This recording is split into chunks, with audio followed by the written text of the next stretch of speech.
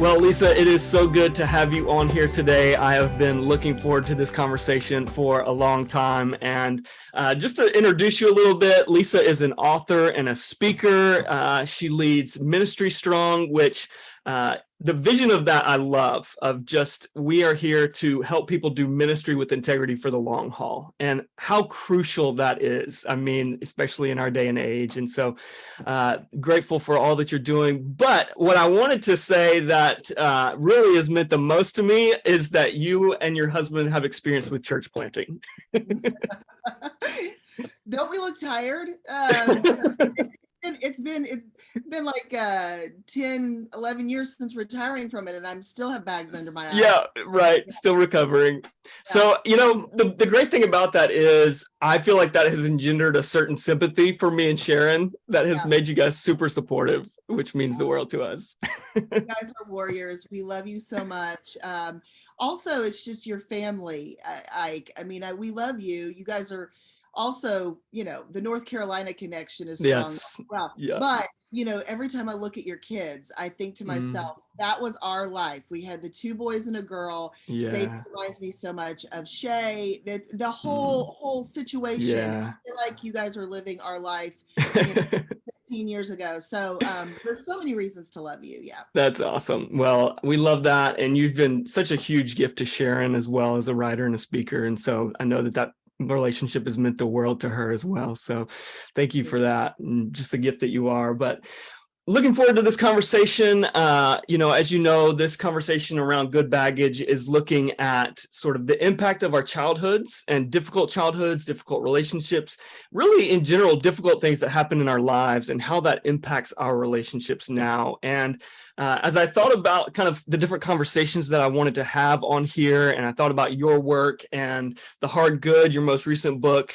just felt like there were so many points where it overlapped. And so I was interested in having you on for that. But also a while back, I had started sharing about the ways pastors are impacted by dysfunctional families that they grew up in. And I remember you especially connected with the idea that we never really feel like things are okay.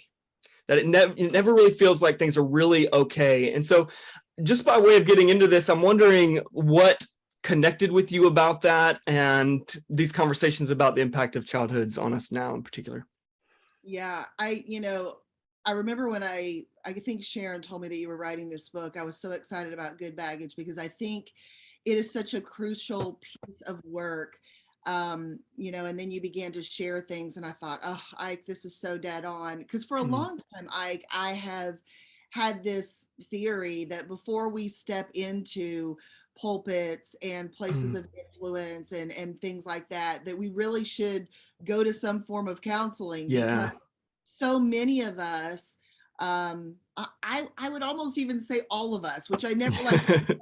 I would never like to put us in lumps, I don't like to say that because sure, there's exceptions to every rule, but I would certainly say a lot of us, there's sort of this life that we grew up in and probably didn't even realize has had such a profound impact on us and the people we are today in the way that we do relationships with people that we lead, with people that we are in relationship with, the things that we settle for, the way that we respond to triggers, the way that that we have perceptions of things which sometimes are correct and sometimes are wildly incorrect.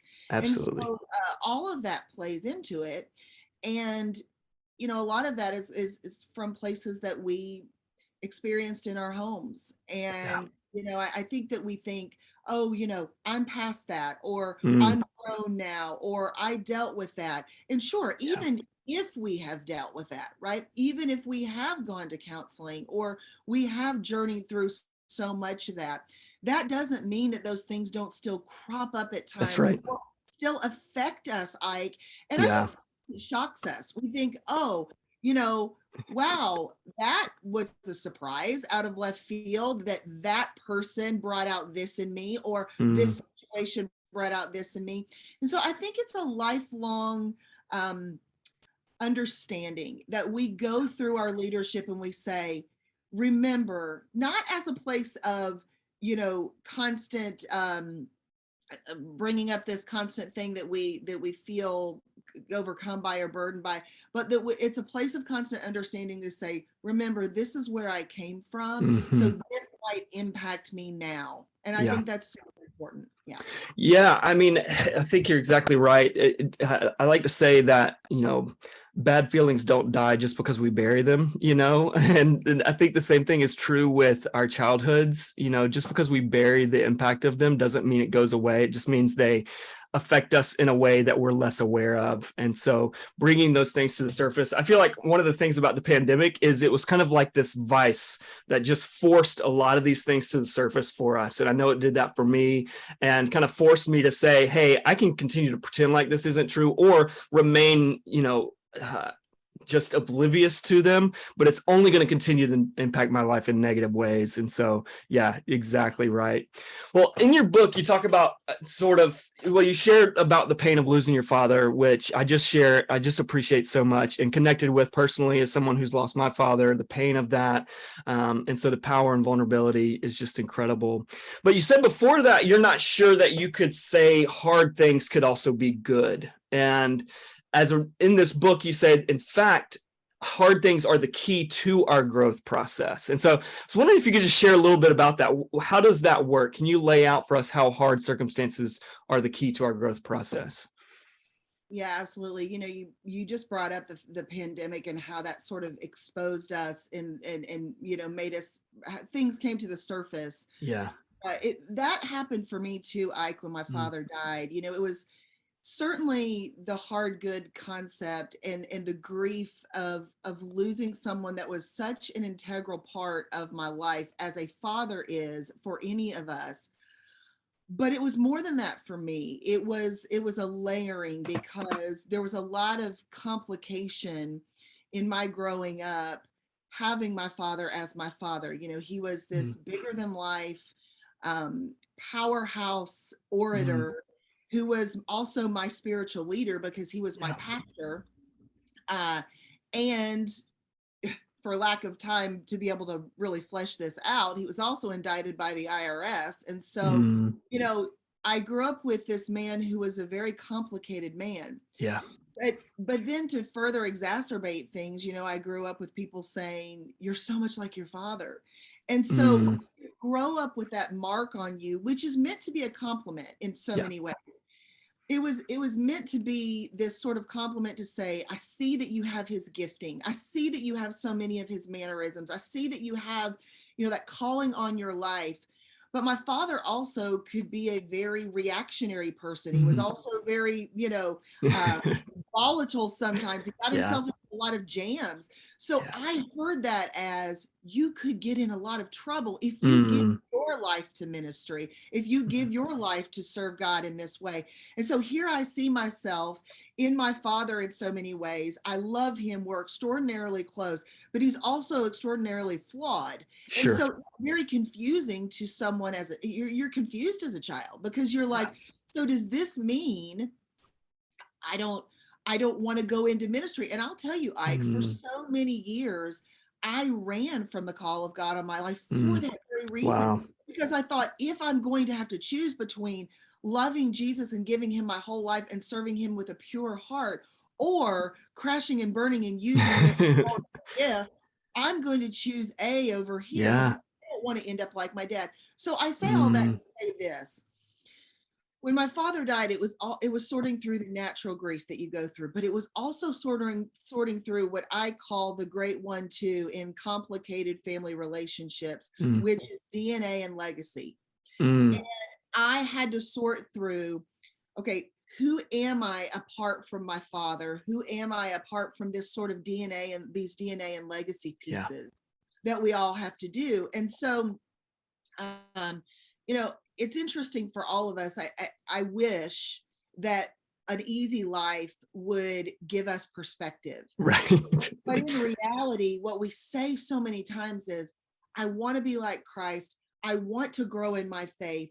And pain brings that Yes. perspective. And Yes. so what we say is, I want to grow. I want to be like Christ. I want to grow. Oh, and then the hard thing comes, but not like that. Just like, Yes. so we push away and we thwart our own growth process, which Mm. is so interesting because it's like this push pull of like, I want to grow, but I don't want to grow, right? And Yeah. it reminds me of the famous speech of Moses in Deuteronomy 29:30, where here we have the Israelites that are on the precipice of the promised land, and he's making this great speech of remembrance. Remember where you came. Remember all these things. Remember how God has provided for you, because crossing over to the side of abundance always puts us at risk of spiritual Wow. regression. Yeah. Wow. And that is, there's no difference for us. Yeah. So that's where hard and good comes heavily into Yeah. play, Ike, because when we are at a place of abundance, we risk the forgetfulness of what pain and those types of things bring to us to help sanctify us and grow our faith. So that's a long way around, but that also brings in the piece of legacy and DNA, which is why your book is so important, because those are things we have to pull apart as we process through what was good about all of that stuff from my past. Yeah. That God can use in such a powerful way to make me the best leader I can be now. That's so good. It's that the wanting the growth without the pain, I think, is such an important thing to name, because I think we just want to pray, God, change me, help me grow. And the reality is, like, the Holy Spirit can do that, but it will never be as ingrained in us as when we go through pain, is when we go through a challenging situation. And so one of the things that I tell people is, we won't change until the pain of staying the same is worse than the pain of changing. Right. And just how that pain sometimes is the only thing that will really motivate us to do the work of saying, okay, what's really going on deep inside of me, or what's going on that I need to work out in this relationship? And gosh, so powerful. So thinking of that, then I know that, there's kind of a going through hard things now can produce this growth process. But what about when we look at childhood pain and pain from years ago, how about the time difference between that? The painful, the hard thing maybe happened then, but needing to experience the growth now, or realizing we need to do that. How does that affect that kind of growth process? I mean, I think when you look at Romans 8:28, which is like a verse that we all refer to when we're talking about hard, good, all that stuff, Romans 8:28 is a verse of it's a promise of collectivity. It is the totality of life and circumstances. It is not compartmentalized good over here. Some things redeemable, some things not. It is all things in his hands together for our good. So that means all things from our childhood, all things from our middle school, all things from our high school, all things from our adulthood, all things from our totality of our life. I think the problem that comes in, Ike, is that we love to play detective and we love to play armchair psychologist, and we try to say, like, hey, okay, so what did that mean? Or why? And it's not that, listen, I'm a huge proponent in counseling and I love to look back, and I think it's really powerful to see those places. But at some point we will go mad. Absolutely. If we try to say, hey, how was that for my good? Or that thing in my childhood, like what can God do with that? At some point we have to say, I'm going to believe this verse, which is about the collective good of my life.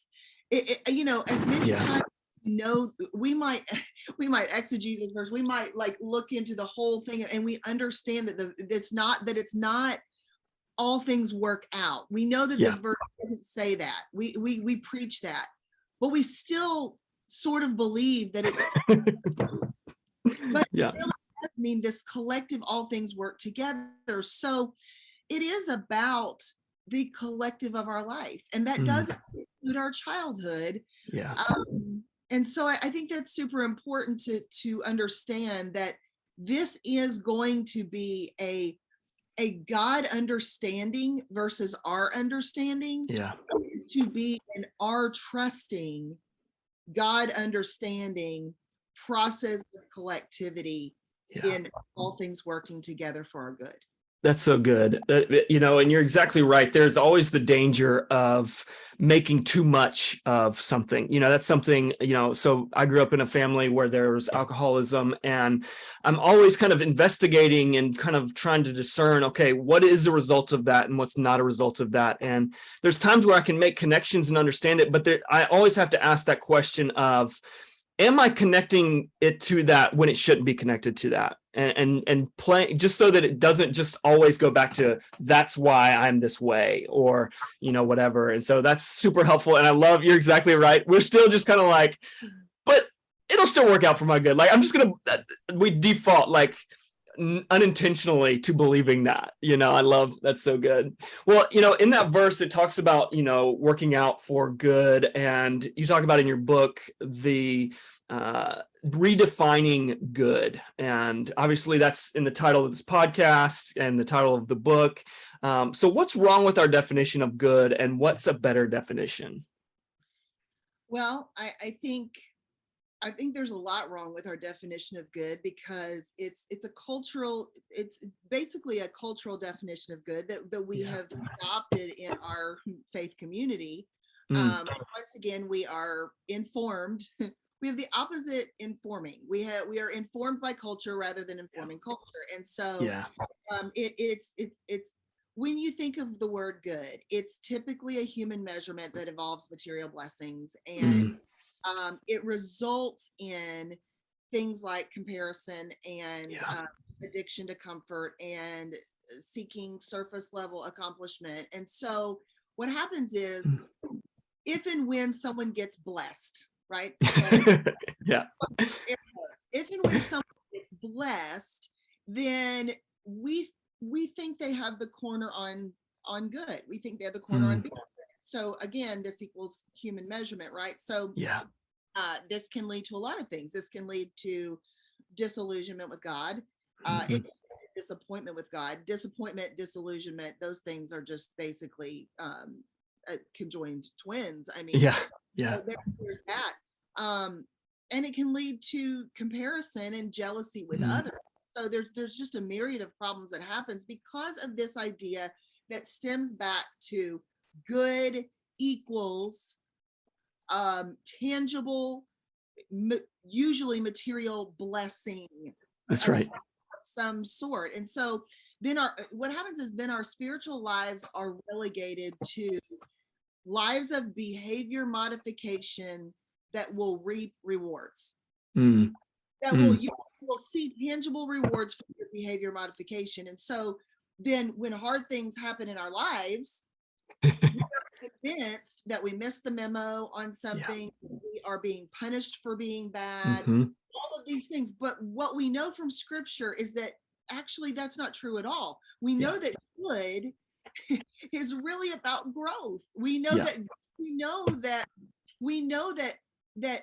hard is a part of the actual process of what it means to be a follower of Jesus Christ. We know that hard is a part of the big word sanctification, which is the process of becoming more like Christ. And so culture is outcome honoring. It's all about, well, what's the payoff? What's the outcome? God, though, is process honoring. So the sanctification process, the growth process, that's what the definition of good should be. So are you growing? So are you becoming more like Christ? So are you developing this sort of inner fortitude? That is what Christ wants to develop in you. Those things aren't like, I hate this word, but like those things aren't sexy. Like I really hate that word, but it's the only way to term what we want to shy away from and what culture doesn't honor, but is what is biblically correct.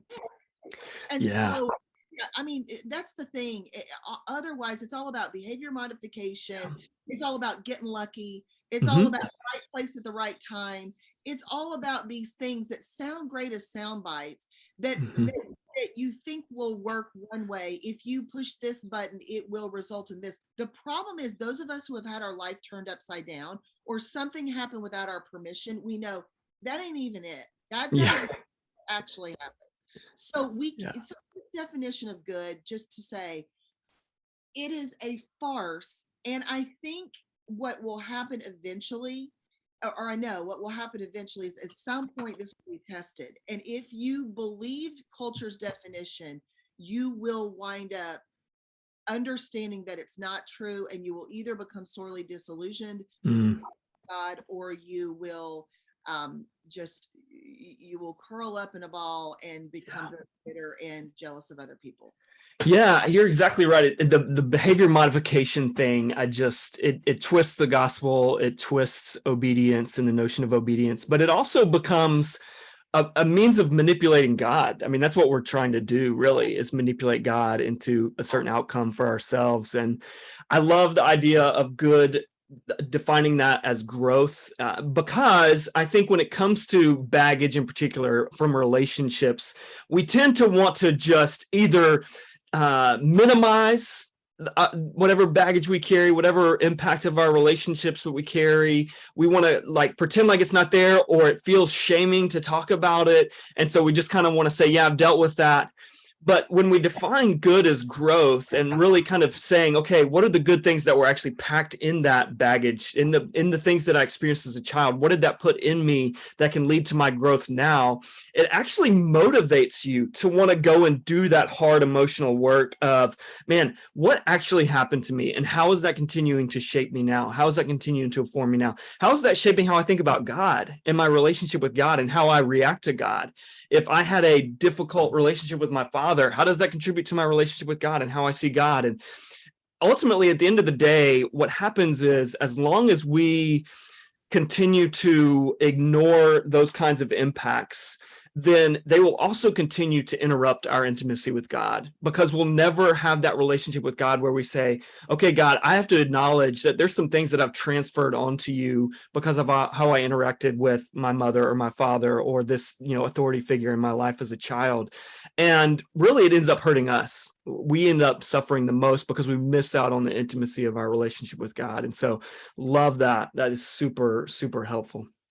I would also say, because I often play devil's advocate, I will just for anyone who's thinking, yeah, growth, that's not good enough for me. I want good. Like I Mm, want to feel good. I would say this. How do you feel about gathering strength? How do mm, you feel about gathering confidence? mm, How do you feel about all of those things that you pray to have so mm. your life, that you so desperately need to go through this very difficult world? Yes. Growth results in. And so while growth doesn't sound like a great payoff, maybe because Yeah. it's flash and bang and all of those things, what it leads to is actually this extreme depth Yeah. that you need so desperately, like more than any kind of quick. You need that. You need that. Yeah. So don't shy away from the fact, or don't minimize the fact that growth is boy, that's good. That is so Yeah. good. Well, and you're right. Like it deposits something in us that becomes a well that we live out of. I was preaching on self-control this weekend and kind of talking through how a lot of times when it comes to the fruit of the spirit, like self-control, we just want to pray, God, give me more self-control. God, give me more patience. Make me more loving. And we treat it almost as if it's this incantation that if I just say the right words, then God will make this happen. And how really so much of that process of patience, of endurance, of gentleness, of self-control is working through moments where you didn't have that and asking, man, why didn't I have that? What made it so hard to be patient in that moment, to be loving in that moment, to be gentle in that moment? Because just like the fruit of the growth of the earth, it's an organic process where we've also got to ask, what's getting in the way of the growth? What's keeping it from growing? What in my life and in my heart and in my mind is keeping it from growing? And you can't answer those questions unless you're willing to acknowledge I didn't do that well, or there's some growth to take place in that area. So yeah, I love that. Well, in your book, you also talk about, you're talking about your relationship with the loss of your dad, your relationship with John. And you had this line where you said, it turns out I can miss my daddy and love the bonus dad I have at the same time. It is hard to accept something you wish were different, but when we do, we exchange pain for freedom. And I would love to hear you just say, what was the pain that you exchanged and what were you now free from? The pain and they go hand in hand. The pain would be uh, resentment, Mm. bitterness, um, the turmoil that comes from resistance. I am not an easy sell, Ike, on basically anything. So resistance is a very real companion in life for me. Yeah. Uh, you know, I will say that I had a lot of people after John is my bonus father. John is the one that in context for people that may not know. Yeah. Uh, John is someone that my mother, after my father died, and they had been married for 53 years. John had also been married for, I think, 53 or 54 years. So Mm. long-term marriage. Wow. Died, and then John's wife died uh, about a month or two after. And about a year and a half later, John and my mom got married. And, I had people say to me a lot, gosh, how could you accept someone into your life to be another father or father figure to you after, the relationship you have with your father after he had been your father over 40 years. And I will Mm. say, um, there was nothing easy about that. It wasn't that I just turned a page. I'm not able to do that. Like no one would be able to do that. I wasn't particularly fond of the idea. Also, masturbating things where my mom lived around the corner from me. Now she was going to move to Texas. So Mm. that wasn't in my plan. And so Yeah. a lot of things at play here. But I made a decision that I was going to do this because I did not want, on top of my grief, I didn't want to also have to be dealing with bitterness and resentment Mm. and inner turmoil, because you want to talk about, like a complication on top of a complication in life. Well, you just go ahead and add those things in, and then you're just talking about giving yourself problems. So Right. me, became this decision of, I'm going to have to choose to embrace this. I'm not Mm. going to naturally in my heart be wanting to do it. I'm going to have to make a decision to do it and pray and hope that what the Lord says is true, that he will change my heart, that he will Mm. help me, that I will become different as I give my angst and my anger and my Yeah. worry over to him, that he will change me. I just have to believe that's true. I'm skeptical because I'm a skeptic by nature, but I have no choice here. Yeah. Um, I think for me, it just became, that choice of saying, I don't want to further complicate my pain by adding my own pain, because we can do that to ourselves. Mm. I've people want to hang on to it, to something, or not even really want to, but Yeah. because they refuse to accept something that they wish was different. And so what happens is, then they hang on to a narrative for years that never serves them. Yeah.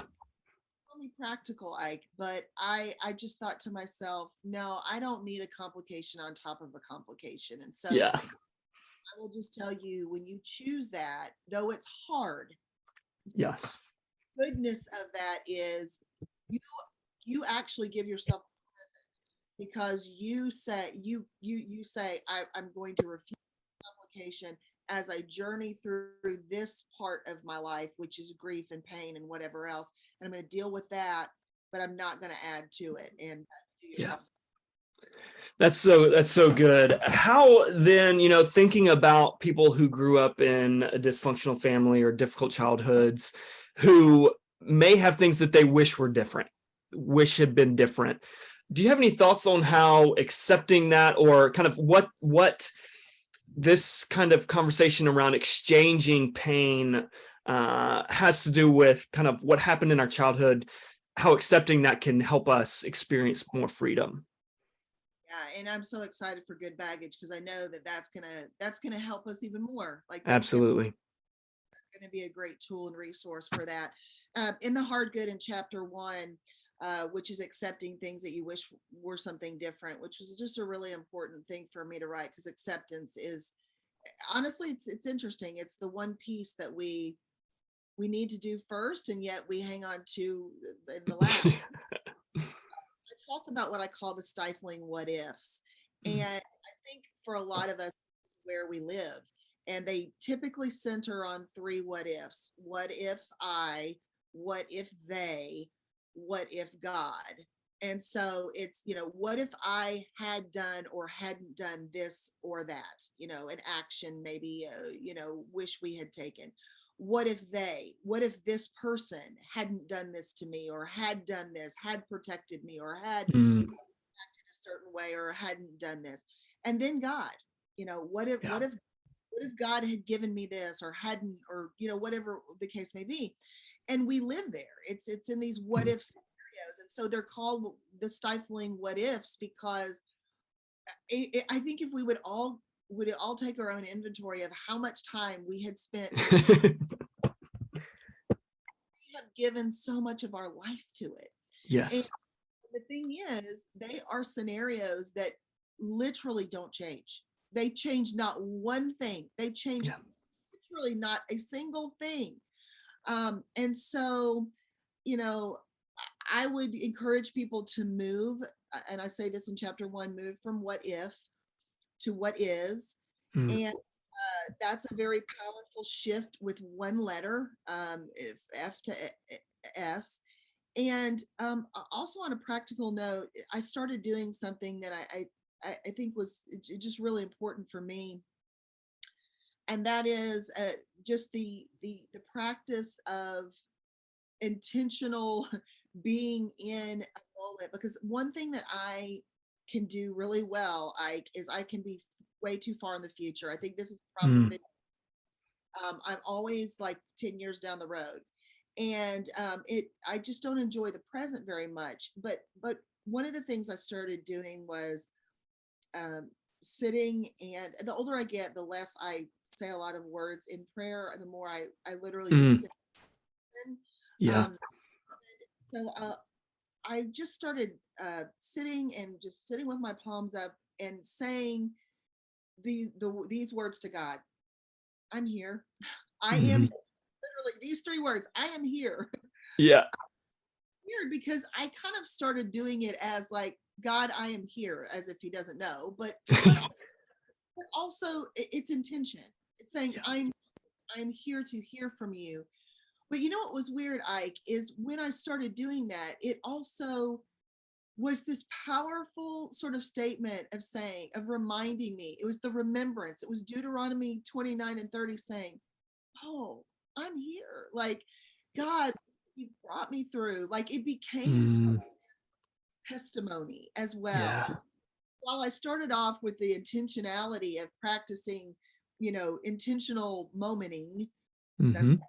I just made up words. It also became this powerful reflection of saying, oh God, thank you. I'm here Yeah. in here, and thank you for it. And so then it That's good. became calling, the remembrance. And so those are just some things I would say if you've been through the ringer, Mm, and struggle accepting things as that you wish were different. You are here, and mm. that recalling what God has brought you through kind of helps reframe things a little bit. Yeah, I think you're right in that as well. There's it within, I think, our Christian circles and the way that we talk about God's healing and redemption. There's also this pressure to get to the like healing and to get to I'm better, as if that's like an indication of how genuine your faith is and how much you trust God. When in reality, there's a natural kind of, it takes time to work through some of those things and to sit with God in that, and to allow you to feel the pain of it so that you can actually get to the redemption. And I think that's something that's got to change around just kind of our culture and experience of healing in the church, is understanding that just because you get to be able to say I'm better or I'm redeemed faster, that's not an indication that your faith is stronger or that you've actually achieved that healing. But I think too, what you're saying, if I understand correctly with this, is that there's almost a sense in which when we are unwilling to, acknowledge what happened, accept something that's happened, and then not even saying, especially if it's something that was done to us, not saying that it was okay, but being willing to acknowledge what happened, acknowledge it honestly, and then to be able to say, okay, that was not my fault. That was not my responsibility, what happened to me. But if I choose to not take responsibility from here forward, then I'm only hurting myself. If I'm choosing not to say, okay, I am going to take responsibility from here forward of how this continues to affect my life, I'm only going to punish myself when I think like I'm punishing them. I'm punishing the person that did this to me. And so that the freedom I hear you saying is kind of the freedom to be able to actually step forward, to walk forward, to move forward with your life without kind of continuing to punish somebody or something or God in our past. So this is one of those times where it is important to compartmentalize, and it is important to say, this over here was not my doing. Yeah. This over here, I bear no responsibility, i.e., you are a child and you were a victim of something. Mm-hmm. I was not old enough to be able to have a say, have a responsibility. This is not on me, and I will not accept any of this as mine to bear. Mm. This is my life now as an adult who does have a voice and who does have decision making. Mm. And this is where now I'm responsible for the life I have now. The whether they be, pieces of a life from whatever, this I will use for the glory of God, and I will do something with. And this is where it is important to compartmentalize, because I do think so many times in our life we lump things together, like in a way that we don't understand how to even love someone. And this is an important point, and this was important for me. It took me a long time to learn how to love my father, who was very flawed, or give myself permission to love someone who was very flawed without endorsing the things that he had done that I don't approve of. Mm. And I think, I remember when I wrote a book, it wasn't this book, but it was a book, I don't remember, some years ago, called Whole. And it detailed a lot of my father's story that led to many things that happened later on.